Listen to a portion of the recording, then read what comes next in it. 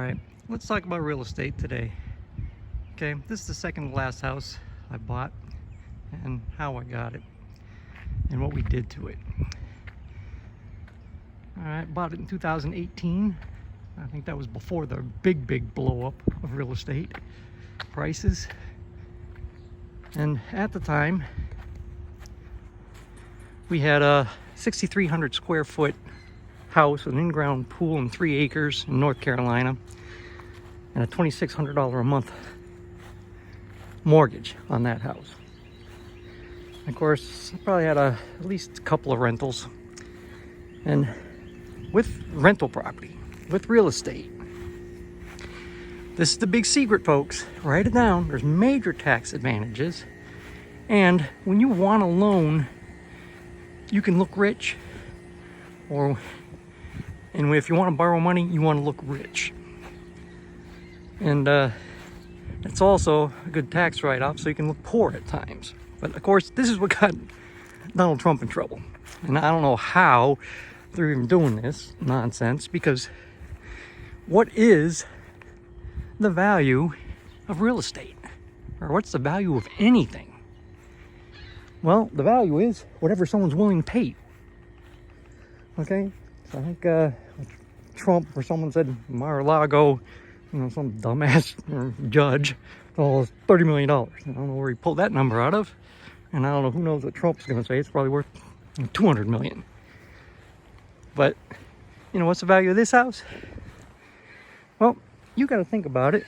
When you're buying real estate, what's the value you're willing to pay for it? And I always say, you undercut. You lowball. Because when we bought this house, we didn't win the bid. I don't know what we offered, but I know what we paid. We ended up paying $310 for this house, fully furnished with a Lexus in the garage. Because what happened was with this house is, I guess, an older couple. I think they were one of the first people that bought in this neighborhood. So I don't know if the guy was in his 90s. He had dementia. And the woman, his wife, that was taking care of him, ended up dying. Actually died in the garage. And a neighbor found her. And so who owned the house now, of course, the father had dementia. But there was a daughter in a different state. I think in the Northeast, and I'm in the Southeast. So they're looking to get rid of it. And when we came, we looked at it because, I wanted the water feature, water in the backyard. And the lovely bride, we'll compromise now and then. And so we saw this house, we came and looked at it. It needed work, it was dated, very dated, because these people bought it, I think in the 1989 it was built, and I bought it in 2018. So it's 30 years old, and they did nothing to it. And what the style of this house, because the blueprints are here, is old British cottage. Now, of course, it didn't look like this when we bought it, because we put the new roof on it, new paint job. Of course, new garage door. The garage door is, I think, $5,000. Paint job was $9,200. The roof was $24,000. Could have had the roof done for $13,000, but again, lovely bride, she wanted those fancy shingles. I don't know if you can really see, and it's a very steep roof, but it does look good. It's the most unique house in the neighborhood. And also, you got to be wary of real estate and realtors. They said this house was 3,800 square feet, and that's how they listed it. And that's total and complete bogus lies. Of course, I'm being taxed on 3,800 square feet because that's what the tax record says it is. This house is not 3,800 square feet. Maybe it's 2,800. Because we've got the blueprints that came with the house, along with everything else that came with the house. And this was meant to be a 3-story house. That's where the 3,800 square feet came from. That's probably why it's in the tax records, which I probably should get it fixed so I pay less taxes. And it's missing the bottom floor.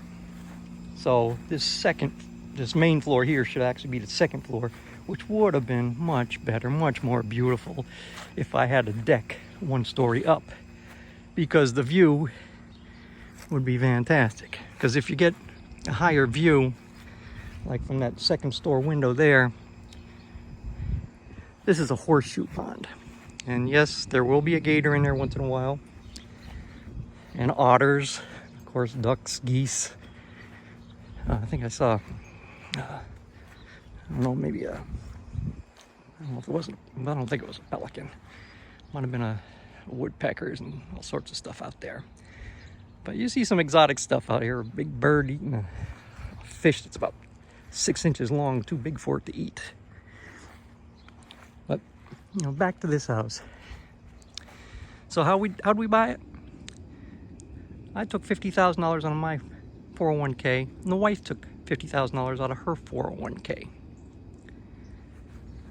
Now, that's a smart idea, because what you're doing, you're taking a loan against yourself.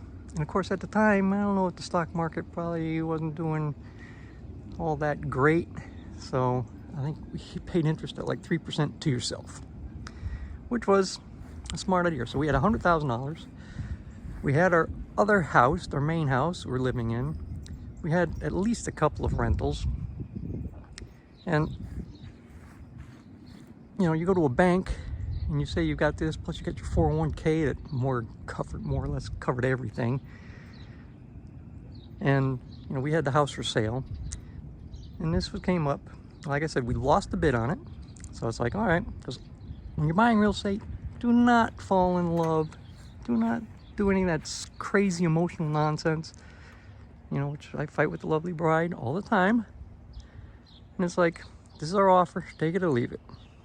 You know, when I was younger, I'd look at 3 or 4 houses and said, this is house 1, 2, 3, and 4. These are my prices. And tell the realtor, get me the best deal. And of course, realtors don't like that. Says, oh, let's just stick with one and go after it the best, because they're lazy. Okay, but again with this house, so we had $100,000, you know, locked in, you know, with $50,000 each from our 401k, because you can buy a primary, I think maybe a secondary house, borrowing money from your 401k. So that's one easy way if you got money, if you got your retirement account. We were older when we bought this one. Again, it's the second to last one we bought. The last house we bought for our daughter for $500,000 cash, because we could. And so again, this house needed repairs. You know, it had issues. That's why the people that won the bid, and it was just 2 of us, you know, when we looked at it, another couple looked at it too, and the realtor saying he thinks someone's going to bid on it. Yeah, they always say that. There's always someone else looking at it. I mean, that stuff doesn't affect me at all. It's like, this is what I'm willing to pay. If you don't take it, that's fine. I'll move on to something else. But the other people got it. They got it inspected, and they didn't like the inspection, I guess, or didn't qualify, or some nonsense, or found a better deal. So like a week later, they called me. You still interested? I said, well, let's renegotiate. Let's talk about it. Sure. And we compromised. You know, the wife and people laughed at me. My relatives, my friends. You're going to ask for the Lexus? Why not? You know, they're out of state. It's more of a burden. It's in the garage. Only had 30,000 miles on it. You know, it does them a favor. And I think our offer was $300,000 for the house. Through the Lexus, okay, I'll pay an extra $10,000. We'll put it on the price of the house. Of course, they didn't want to. They want to say, well, we'll do that as a side, and you pay $10,000. But again, taxes. Because, you know, this state will tax you on the value or the price you paid for a car. I said, no, we paid $1 for the car and put it on the price, and that way we financed it into the house. Of course, again, I sold the Lexus. I sold all the material in the house.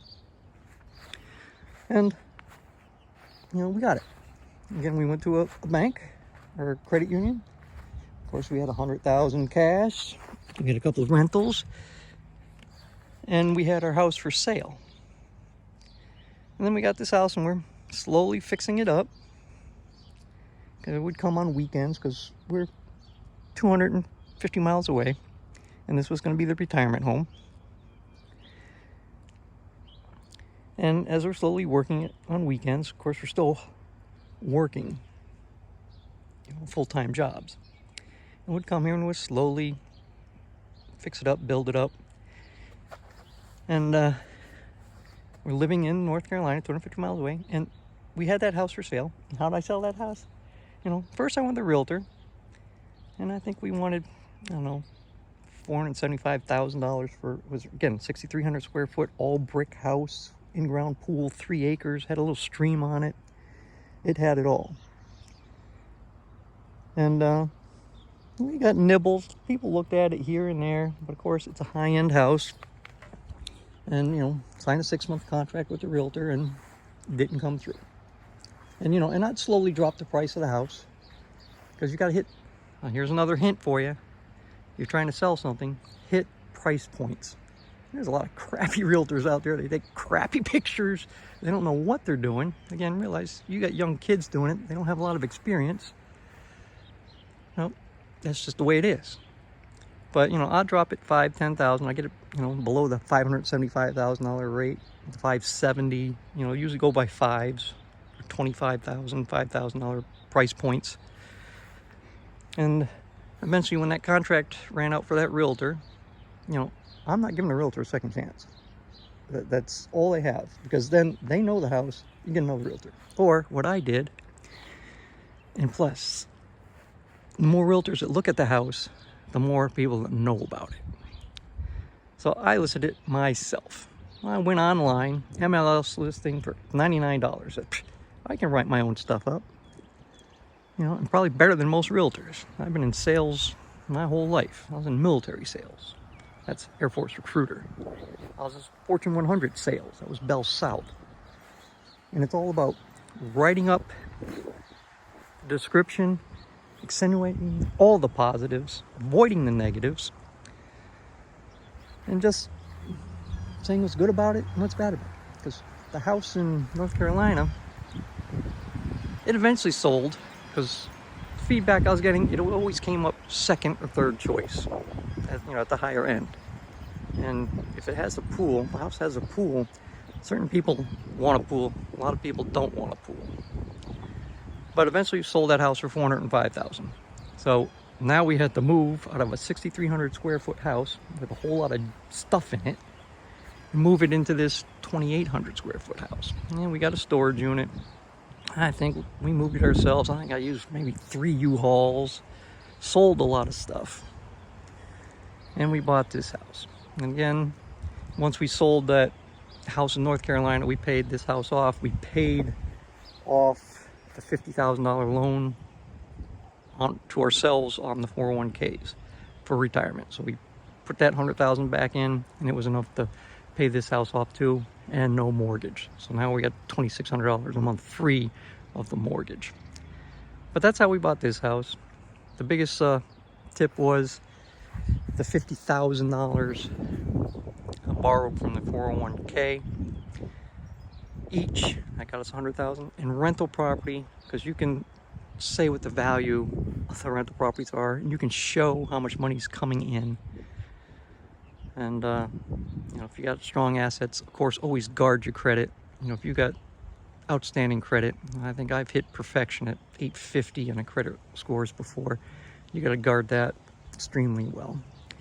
But that's it for today.